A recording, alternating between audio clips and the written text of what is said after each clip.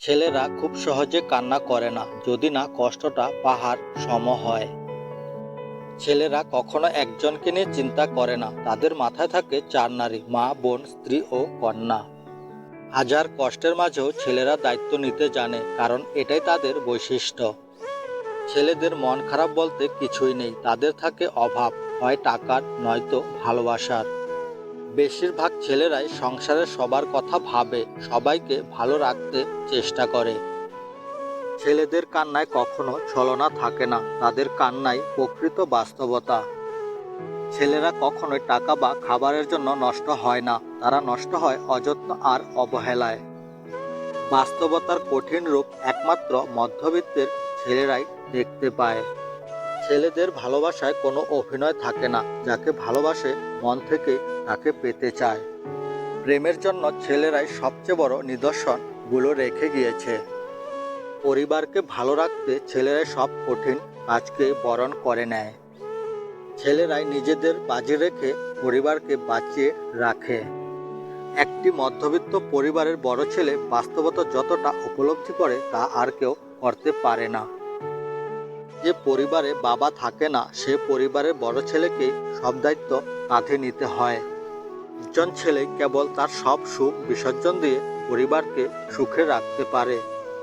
নিজের পরিবারকে সুখে রাখার জন্য একজন পুরুষ প্রায় সব কাজই করতে পারে। বেশিরভাগ পুরুষ জানেই না তারা তাদের স্ত্রীকে অকারণে রাগিয়ে দিচ্ছে। জীবন মানে যুদ্ধ, আর সেই যুদ্ধে ছেলেরা হলো সৈনিক আর মেয়েরা হলো সঙ্গী। পৃথিবীর সব ছেলেরাই চায় সবাইকে নিয়ে একসাথে সুখী হতে। ছেলেদের জীবনের বেশিরভাগ সময় কেটে যায় পড়ালেখায়, আর বাকি জীবন কেটে যায় দায়িত্ব কাঁধে নিয়ে। ছেলেরা দায়িত্ব নিয়ে সবকিছু সুন্দর করে চালিয়ে যেতে পারে, শত কষ্ট সাথে নিয়ে। ছেলেদের মন খারাপের হাজারো কারণ থাকে, মেয়েরা অকারণে মন খারাপ করতে পারে। ছেলেদের চোখের জলে লুকিয়ে থাকে হাজারো দুঃখ বেদনা, মেয়েদের চোখে জলে থাকে ছলনা। এক সময় ছেলেরা ছিল সংসারের কর্তা, বর্তমানে ছেলেরা হলো সংসারের কর্মী। বেশিরভাগ ছেলে কষ্ট পায় আপনজনদের কাছ থেকে, কারণ তারাই আপনজনের জন্যই বেশি করে। ছেলেদের ছোট থেকে দায়িত্ব কাঁধে নেওয়া শিখে নেওয়া উচিত, বড় হওয়ার আগে তাদের কাঁধে দায়িত্ব চলে আসতে পারে। ছেলেরা কখনো নষ্ট হয় না, এই সমাজ তাদের নষ্ট করতে বাধ্য করে। জীবনের শত দুঃখ কষ্ট সাথে নিয়ে ছেলেরা এগিয়ে চলে, ক্লান্তহীন জীবন পাড়ি দেয় একা একা। ছেলেদের জীবনে সবচেয়ে গুরুত্বপূর্ণ বিষয়গুলোর মধ্যে একটি হলো বন্ধু। কোনো ছেলেই বন্ধু ছাড়া বড় হতে পারে না। ছেলেরা বিয়ের আগে বাবা মা ভাই বোন এর দায়িত্ব মাথায় নিয়ে, আর বিয়ের পর স্ত্রী সন্তানের দায়িত্ব মাথায় নিয়ে বেঁচে থাকে। একটি সংসার টিকিয়ে রাখতে ছেলেরা যতটা ত্যাগ করে, মেয়েরা যদি এর সামান্য কিছু ত্যাগ করত, তাহলে অকারণে সংসার ভেঙে যেত না।